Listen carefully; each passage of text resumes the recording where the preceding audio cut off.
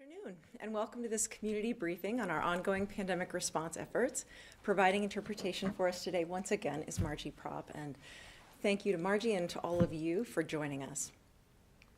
Sunday marked the 2-year anniversary of the first case of COVID-19 reported in Lancaster County, a moment that I will never forget when epidemiologist Raju Karkalapudi was saying, "That moment just changed our lives." And as time went on from that fateful day, it became clear that protecting our community during this historic pandemic would require a long-term and collective effort. At one briefing, I referred to our efforts as a marathon, not a sprint. We hoped we were close to the finish line last summer when our COVID-19 risk dial was in green for 10 weeks. But this unpredictable, now not so novel coronavirus reemerged in a new form and once again threatened lives and the more familiar patterns of daily life that we all desire and enjoy. More recently, however, the key indicators that our health team has been tracking and sharing with you these past 2 long years began to trend in the right direction again. As Health Director Pat Lopez will show us in a few minutes, these positive trends, especially the decline in the numbers of individuals hospitalized and on ventilators, they are finally providing relief to our dedicated healthcare professionals. And the number of new cases reported daily has dropped to single digits, and we have not had a death from COVID-19 since March 10th. Given our progress, we are so pleased to announce that our risk dial is moving to green, indicating a low risk of the virus spreading in our community. We have not been in green since late July of last year. We've reached this milestone because of you, our residents, and the positive actions you've taken to protect yourself and others. More than 66% of our entire population in Lancaster County is fully vaccinated, and approximately 60% have received a booster. Thank you. Thank you so much for doing your part to protect yourselves, your loved ones, and our entire community. It bears repeating what Health Director Pat Lopez has stated in previous briefings. We know this virus is unpredictable, and we do not know what may lie ahead. Our public health professionals, medical community, epidemiologists, and scientists will continue to work diligently to track the virus and any new variants and to manage our response efforts. We all want to maintain this hard-won progress, and each of us has the power to ensure that we do. And here's what you can still do to help keep our community in the green and protect the good life. If you are not yet fully vaccinated or boosted, seize this moment to get yourself across the finish line and bring home a lasting win for our community. As I turn this over to Director Lopez, I again want to praise our local public health team for their hard work, their dedication, and their compassion. Their heroic efforts have prevented illness and saved lives.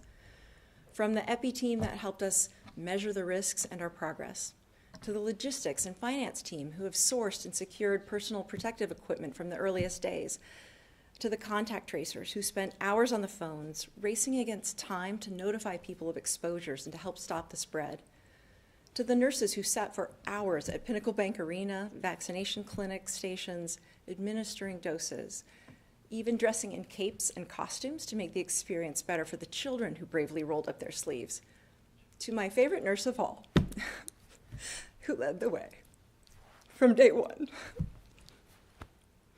Our community is forever grateful to you, Pat Lopez, and to your team for your selfless sacrifices and extraordinary service. I'm going to hand it over to Pat now.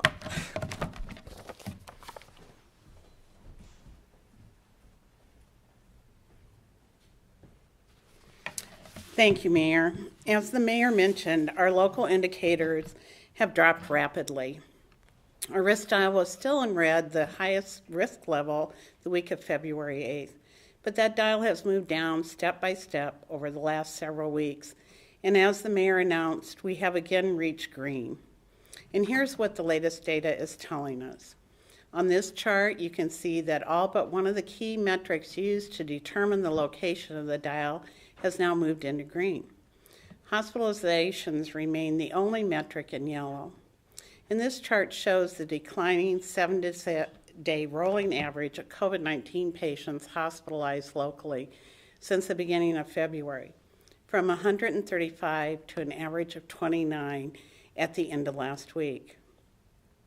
The decline has been significant, but it has slowed in recent weeks. And this chart comes from our COVID-19 dashboard. On the right, you can see the dramatic drop in hospitalizations over the past weeks. However, we're still higher now at around 30 than back in June of 2021. That was the last time the number of COVID-19 hospitalizations dropped below 10, and we hope to keep progressing and get to that point again soon. Over the past week, the number of new cases continued to decline, and as the chart shows, we finally dropped below 100 cases in a full week. This hasn't happened since July of 2021. This is also a stark contrast from the beginning of 2022, when we had nearly 5,000 new cases reported the week ending January 15th. We've also seen the positivity rate stay below the 5% threshold for 3 consecutive weeks now. This past week, ending March 19th, the rate dropped to 3.4%. Again, that's the lowest rate since July of 2021. With significant improvement across all key indicators, it is satisfying to see the dial finally move again to green once more. Here on the color-coded map, you can see that nearly all the dial metrics are in green. The position of the dial can be seen in the green area of the map, represented by the blue square outlined in red. Green on the dial indicates a low risk of spread and impact to our community. Our local public health guidance for green can be found at our website, covid19.lincoln.ne.gov. Green is a great place to be, and I really want to thank everyone who helped us get there. However, the future course of the pandemic remains uncertain, and we know from past firsthand experience how quickly our local situation can change. With that in mind, we're paying close attention to other possible variants that could impact us locally, like BA.2, another version of the Omicron thought to be more transmissible. This new variant is becoming more common in the U.S., and CDC data shows it makes up about 23% of all COVID-19 variants identified as of the week ending March 12. So far, 18 cases of BA.2 have been identified in Nebraska, including one we were notified of today in Lancaster County that we're currently investigating. What is not known yet is whether this variant could cause a small uptick in cases or a large surge. That's why it's important to remain flexible. If our local situation changes, we will reevaluate current recommendations and make adjustments as necessary. Staying up to date on your COVID-19 vaccination plays a critical, really a key role in maintaining strong protection against the virus and keeping it more manageable as we move forward. We continue to hold vaccination clinics almost every day at the health department and other locations that are convenient and close to home. Find a clinic near to you at our website or by calling 402-441-4200. As you may be aware, Moderna asked the Food and Drug Administration to authorize a second booster of its COVID-19 vaccine for all adults last week. And recently, Pfizer also requested FDA authorization for an additional booster dose for adults 65 and older. The FDA's advisory panel is scheduled to meet April 6th to discuss future boosters. We are monitoring these developments and will provide more information as it becomes available. And we're really already in the planning stages to prepare should that be recommended. Also, as far as COVID vaccine for children under 5, the FDA postponed its February advisory committee meeting to allow more time to review and evaluate additional data from the ongoing clinical trials. A new date for that meeting has not yet been set. And as the mayor said, currently more than 66% of our entire population is fully vaccinated, and around 60% have received a booster. Having a high level of immunity against the virus in our community helps us be better prepared if there are future outbreaks. And finally, I want to provide a quick update on flu activity, which is increasing in Lincoln and Lancaster County and nationwide. Flu cases are represented by the multicolored bars on the chart you're looking at. As you can see, cases here peaked in late December and then dropped to low levels, but in the past several weeks have started to rise again. Currently, the majority of flu cases are influenza A, which tends to cause symptoms that are more severe. About half of flu cases are in people 13 to 29 years old, and those 65 and older account for 7% of cases at this time, but that could also change. It's not too late to get your flu vaccine, which is recommended for everyone 6 months and older. And in closing, I just want to say our community is in a better place, at least for now. We will suspend our weekly COVID-19 briefings for that time being.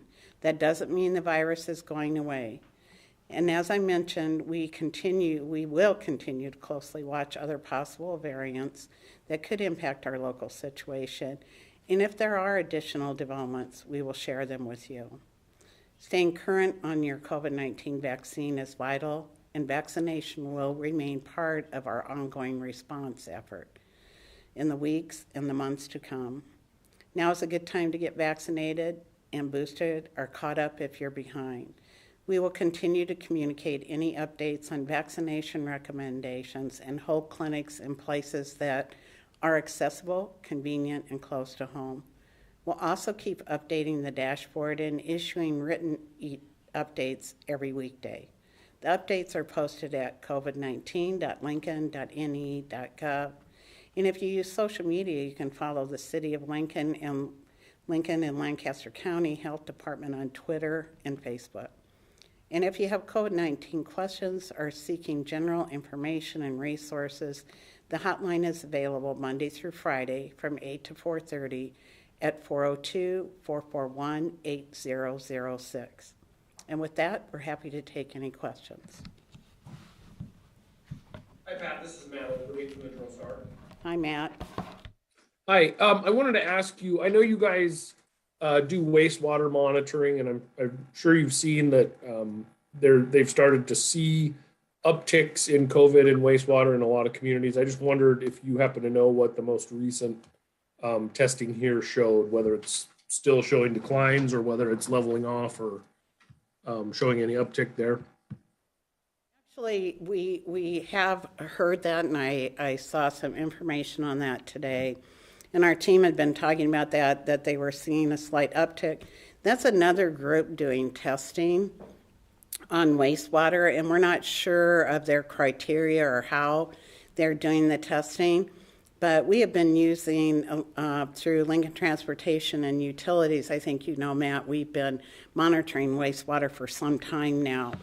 And we're doing that through BioBot, and we have not seen an increase. I just reviewed the data again this morning, and we're really not seeing that uptick at this point in time in our community. Okay, great. And then I just had one more question about the green, being in the green in the risk dial. Does that change any sort of regulations or public guidance or anything like that, or is that more just a recognition that we've reached a good, even better point in the pandemic? It's a recognition that we've reached a better point in the community, but we still recommend people who have underlying health conditions wear a mask when they're in crowded areas. And especially, I think you'll notice that there are several people who continue to wear their face covering for whatever reason. And whether it be they have an immune problem or they're trying to protect loved ones or they're not able to get the vaccine. So we'd still recommend that. But as far as other restrictions, there aren't any, and we encourage people to go about their daily business as usual. Okay, thank you. Mm-hmm.